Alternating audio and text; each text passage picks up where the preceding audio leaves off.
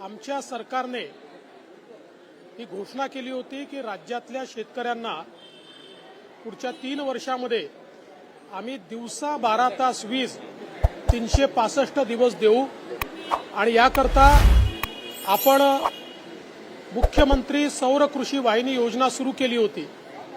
2017ला सुरू केलेली योजना ही मध्यंतरीच्या काळात बंद झाली होती।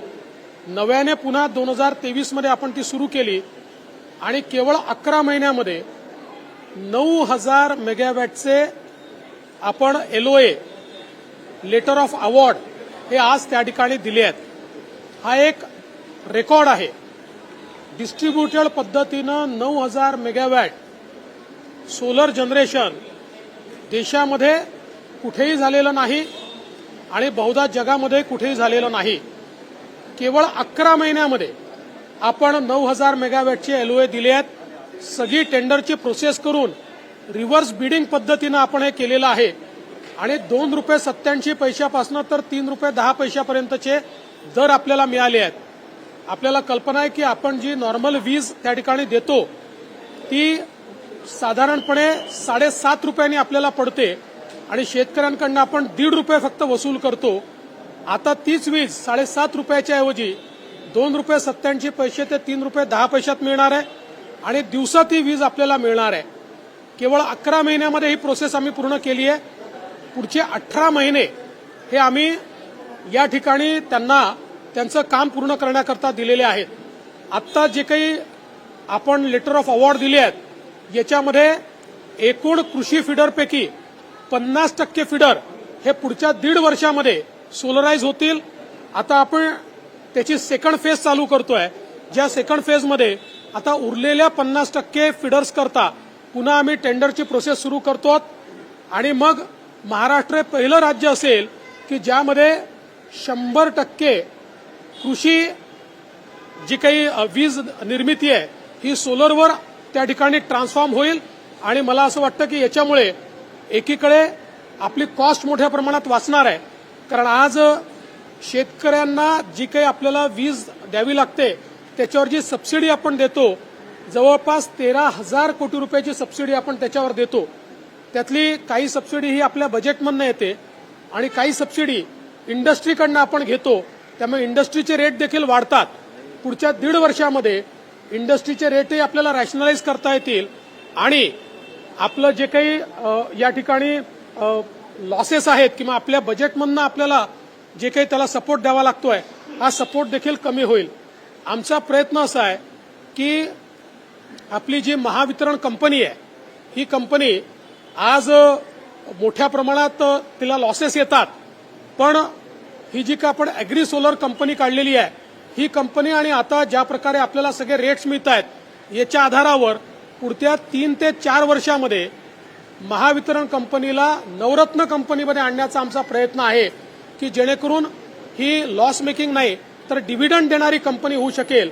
अशा प्रकारची परिस्थिती आम्हाला आणायची आहे, त्याच्याकडे आम्ही वाटचाल केलेली आहे आणि आजच्या या निर्णयामुळे महाराष्ट्रातल्या शेतकऱ्यांना मोठ्या प्रमाणात फायदा होणार आहे। 40,000 कोटी रुपयाची इन्व्हेस्टमेंट यात होणार आहे, 25,000 जॉब्स यातनं निर्माण होणार आहे आणि एक नवीन इकोसिस्टीम पूर्णपणे सोलरच्या क्षेत्रात या ठिकाणी सुरू होते।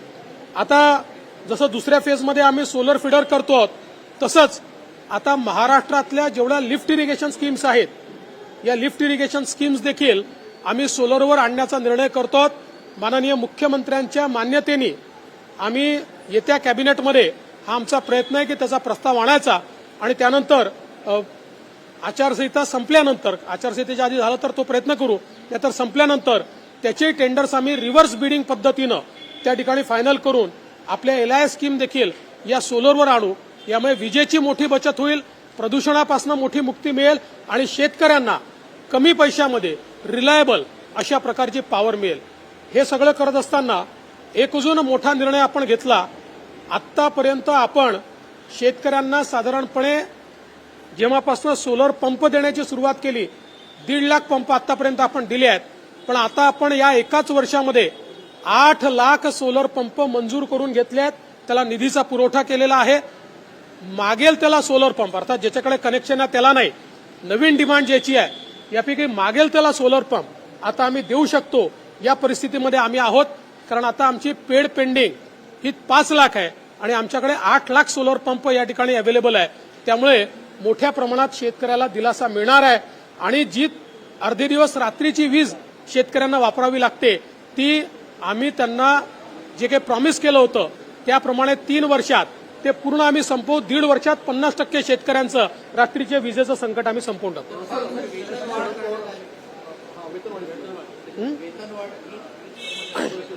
वीज कर्मचारी संघटनेशी आज आमची चर्चा झाली आणि या चर्चेमध्ये आम्ही जवळपास 1450 कोटी रुपयाची वेतन वाढ ही त्या ठिकाणी त्यांना दिलेली आहे, ज्याच्यामध्ये 15% बेसिकमध्ये वाढ आणि अलाउन्सेसमध्ये 100% वाढ अशा प्रकारची मान्यता आम्ही त्याला दिलेली आहे.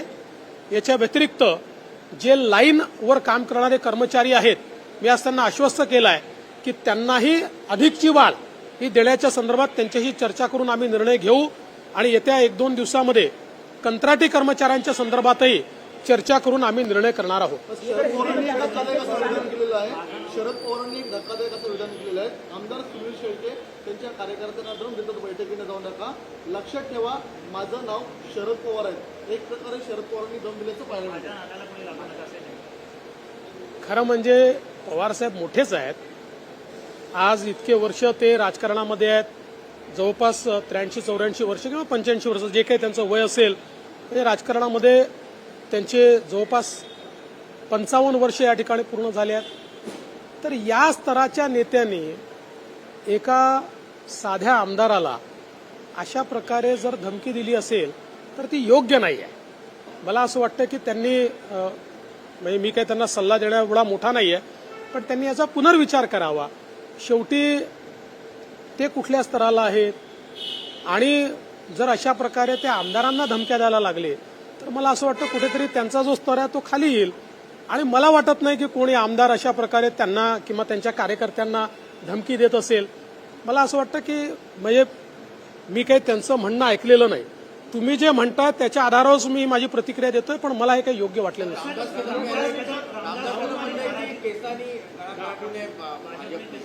असं आहे की मी इतके वर्ष रामदासभाईंना ओळखतो. अशा प्रकारचे स्टेटमेंट करण्याची त्यांची सवय आहे आणि टोकाचं बोलण्याची देखील त्यांची सवय आहे.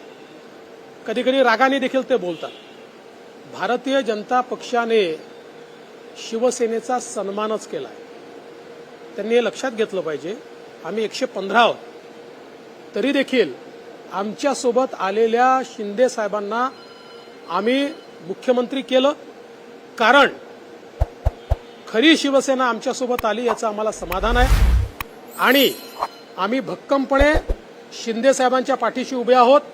मुख्यमंत्री म्हणून आमचं पूर्ण समर्थन शिंदे साहेबांना आहे आणि आमच्यासोबतची शिवसेना असेल किंवा राष्ट्रवादी काँग्रेस असेल किंवा आमच्यासोबतचे इतर मित्रपक्ष असतील यांना सोबत घेऊनच आम्ही निवडणुकीला पुढे चाललो आहोत. त्यांचा पूर्ण सन्मान आम्ही ठेवणार आहोत. आता हे ठीक आहे की अनेक वेळा अनेक लोक थोडं आमचं लक्ष वेधून घेण्याकरता किंवा आपलं महत्त्व पटवून देण्याकरता वेगवेगळ्या टोकाच्या भूमिका बोलतात. आमच्यासारख्या मोठ्या लोकांनी आणि मॅच्युअर्ड लोकांनी त्या गंभीरतेने घेऊ नये. पण सर भुजबळ साहेब असं म्हणतायत की जेवढ्या जागा म्हणजे आमची आमदारांची संख्या पण तेवढीच आहे जेवढी शिवसेनेची आहे, त्यामुळे आम्हाला तेवढ्याच जागा लोकसभेच्या हव्या किंवा कोणी काही मागायला हरकत नाही. निर्णय वास्तविकतेवर आधारित होईल.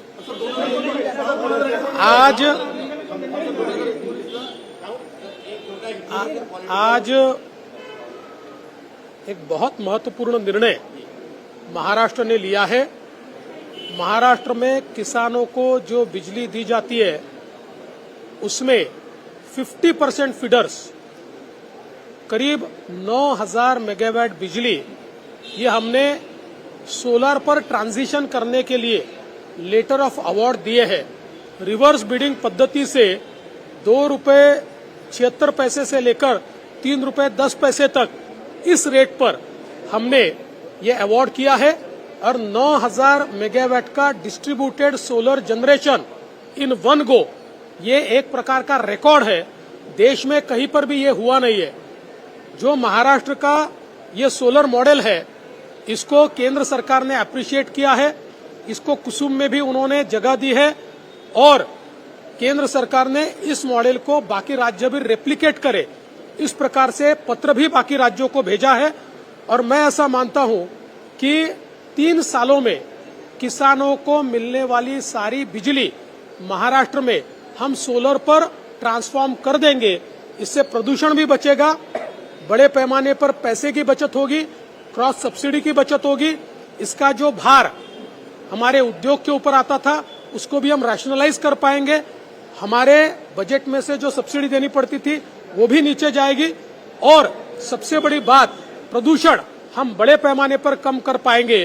तो एक ऐतिहासिक इस प्रकार का निर्णय महाराष्ट्र सरकार ने आज लिया है। सवाल है कि लगातार ये कहा जा रहा है कि आप लोग पिछली बार जितनी लोकसभा की सीटें लड़े थे इस बार उससे ज्यादा लड़ते जा रहे हैं और जो आंकड़ा आ रहा है कि 30 से ज्यादा, क्या है इसमें सच्चाई है और अगर है तो सर क्या? मैं मीडिया के बंधुओं से इतना ही निवेदन करूंगा कि हमारा सीट डिस्ट्रीब्यूशन, हमारा टिकट डिस्ट्रीब्यूशन थोड़ा हमारे ऊपर छोड़े, कुछ मौका हमको भी दे। सारा डिस्ट्रीब्यूशन भी वही कर रहे हैं, नाम भी वही अनाउंस कर रहे हैं, आंकड़े भी वही अनाउंस कर रहे हैं, तो थोड़ा काम हमारे लिए छोड़िए। हम जब अपना काम पूरा करेंगे तो आपको बिल्कुल पहले, सबसे पहले मीडिया को आकर बताएंगे काम पूरा हो गया है, किसको कितनी सीटें मिली है और कौन सी सीट पर कौन लड़ने वाला है। दिल्ली में बैठक होगी, वरिष्ठ नेताओं की, सब कुछ सुलझ जाएगा ऐसा आपको? हाँ जी, बिल्कुल। देखिए, हमारे में कोई गंभीर मतभेद है ही नहीं। 2-3 सीटों के ऊपर हम लोग आपस में बातचीत कर रहे हैं, उसमें भी कोई, मैं ऐसा नहीं मानता कि कोई गंभीर मतभेद है, हम उसको सुलझा लेंगे।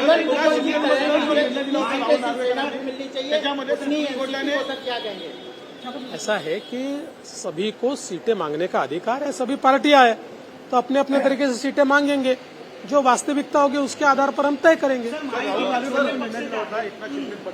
त्याच्या विरुद्ध अपील सुप्रीम कोर्टात एक्सेप्ट झालेली आहे, पुढची 8 तारीख दिली, कसं बघतो? अपील ऍक्सेप्ट होण्याला म्हणत नाही। जेव्हा एखादी केस आपण त्या ठिकाणी लावतो त्यावेळेस त्या केसमध्ये नोटीस निघते, तशी नोटीस निघणं हे काही ही प्रोसेसचा भाग आहे। त्याच्यामुळे आता ती नोटीस निघाली म्हणजे काहीतरी त्याला वेगळं झालं किंवा ते आता खारिज होणार वगैरे असं एवढं मला असं वाटतं सुप्रीम कोर्टाच्या संदर्भात चुकीचं रिपोर्टिंग आणि चुकीचं स्पेक्युलेशन हे करणं योग्य नाहीये।